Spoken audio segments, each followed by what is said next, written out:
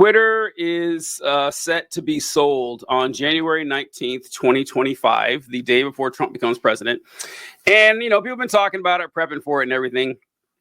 And I saw this tweet and an article yesterday about how Donald Trump says he has a soft spot for TikTok and that he's thinking he might try to fight to keep it alive. So TikTok asked the Supreme Court to block a law that would ban the social media app in the United States by January 19th.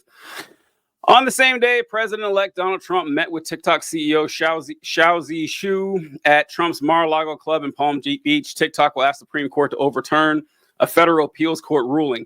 And then it just goes on to talk about how Trump says he has a soft spot for TikTok.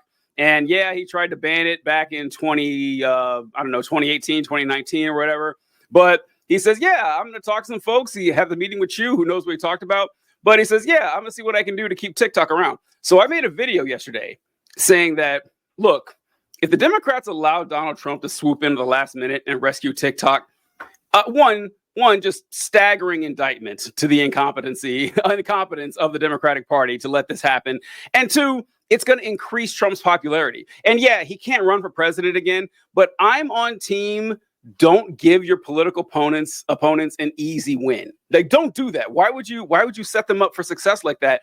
John, I cannot tell you. Like, that's what I said. Dozens of comments from people saying, oh, so you support Trump now.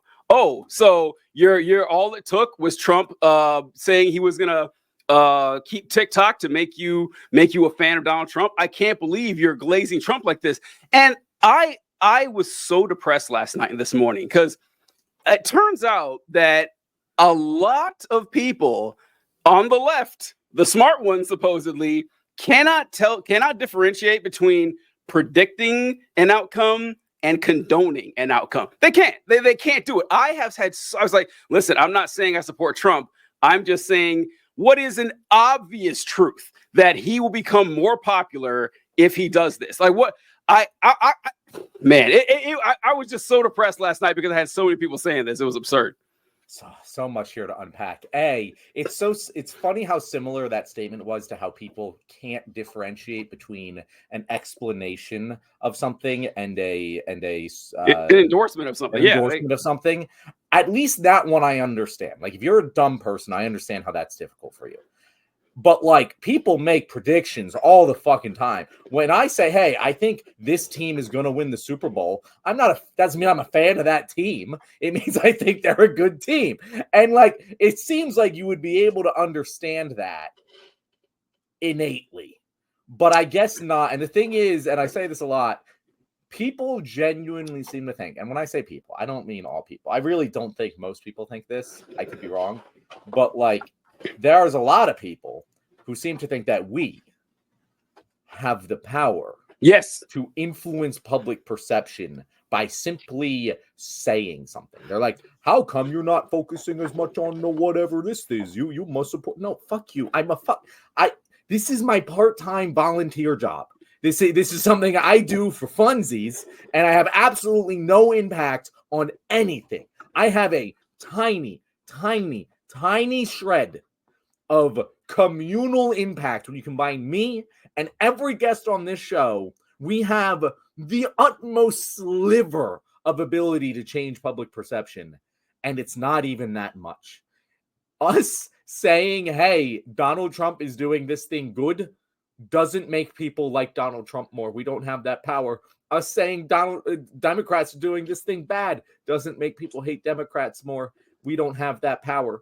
It's insane to me that people will log on to my fucking comment section, see I got fucking 90,000 followers, and be like, yo, this guy's ruining America.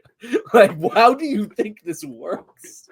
They seem to believe we have like reality warping powers, that we have the ability to actually fundamentally change. Like we speak things into existence. That seems to be what they believe. Because and we actually did see this during the Harris campaign when we would say, oh, that's not a good move by Harris. Like she should probably do something different and that would help her win. I think that would get her more votes.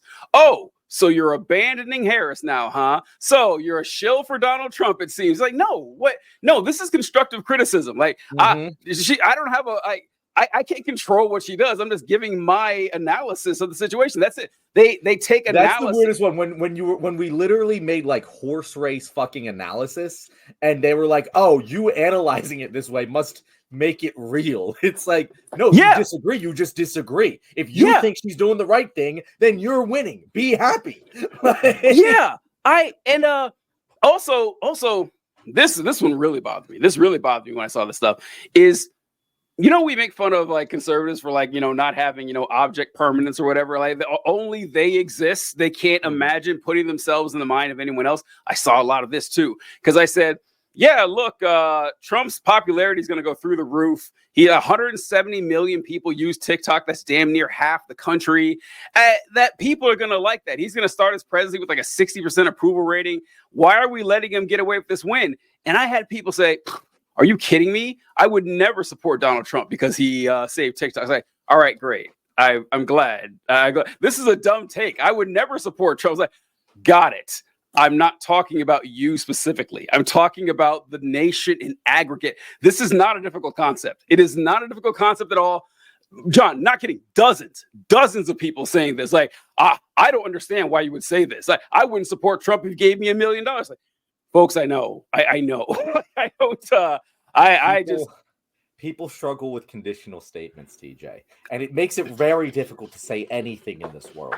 But I can't tell you how many times I will put a good deal of thought in crafting my conditional statement to make sure that I am not including a type of person that I don't mean to be talking about right now. I'll be like, if you're a liberal moderate who doesn't, or if you're like a liberal moderate who supports Israel, and they'll be like, oh, well, I don't support what Israel is doing. How dare you? I'm still a liberal moderate. I'm like, that's not how fucking English language works. I'm literally saying, if you are this, and if you are not this, then this does not apply to you. The argument isn't about you. This ain't about you. There's more other people in this world that this is about, not you. I didn't address this to you. That's it. On an online social media platform for everybody. That's it. It's just crippling solipsism. They genuinely don't believe anyone exists other than them. And I was on it was Tennessee Brando show about a month or two ago, and I was talking about it was about a month. It was right after the election, and so I was saying how I had made a video talking about the fact that Donald Trump won the popular vote. A majority of Americans voted for Donald Trump. And before I posted the video, I said, oh, wait, hold on. That's actually not true. A majority of Americans didn't vote for him because Trump won 49.8% of the vote. It actually wasn't a majority. And so I was like... And even then, it was only of the people who voted. Yes. And so then I changed it to, so he actually just won more votes. A larger percentage of people who voted. That's what I said. A larger percentage of American voters voted for Donald Trump. That's what I said. And then I posted it. John, I still got a comment saying, well, no, it was actually only a larger percentage of people who voted in the 2024 election, not of the American electors. Like, go to hell. What are you doing with your life that you feel the need to just be like, you got to understand how language works, like John said. Like, if you want stuff to be that precise, communication is useless. It's done. Like, it doesn't get anywhere at all. And this is an example. I saw a whole video of this. I wish I could remember who it was. But the comment section of the comment that they're responding to, it said it's kind of like that thing when someone says, "What if I don't like chicken?" And apparently, it was this whole meme that went around that I was unaware of. But someone made this really long, extensive TikTok video about a chicken pot pie recipe. And after the video was done, someone commented, well, what if I don't like chicken? What are you doing here? Like, what do you want me to say? It's a recipe for chicken pot pie. Everything is not about you. And that's what honestly, the theory that men's brains have been broken because we weren't supposed to see this many baddies in a lifetime. That, you were supposed to live in your community of a few hundred people and see maybe 5 or 6 knockout 10s, like absolute smoke shows your entire life. That's what you're supposed to see as a human being. Now you can see 1,000 every day and your brain gets cooked by that. I don't think we have the brains our brains aren't evolved enough to hear this many stupid people with this much access to broadcast their voice. You can hear 1,000 stupid things a day. You're not supposed to. We're not supposed to actually process that sort of absurdity.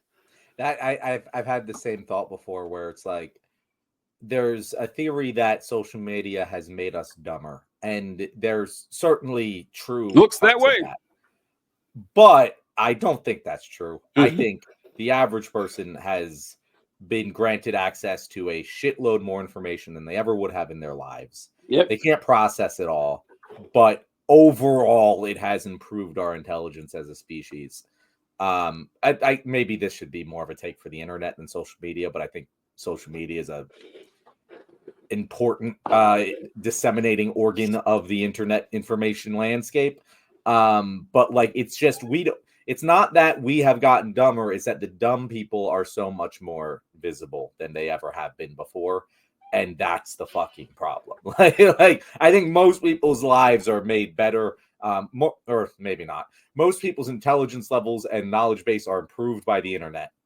And I think there's a lot of evidence to that. Like we were talking in the last show with Ate, of just how the government used to be able to just control the fucking propaganda machines full tilt. And there was absolutely no popular control over it. And now we don't have that. Now we have other problems, but access to information is a lot better now. But yeah, I think we just hear more dumb people than we realized existed.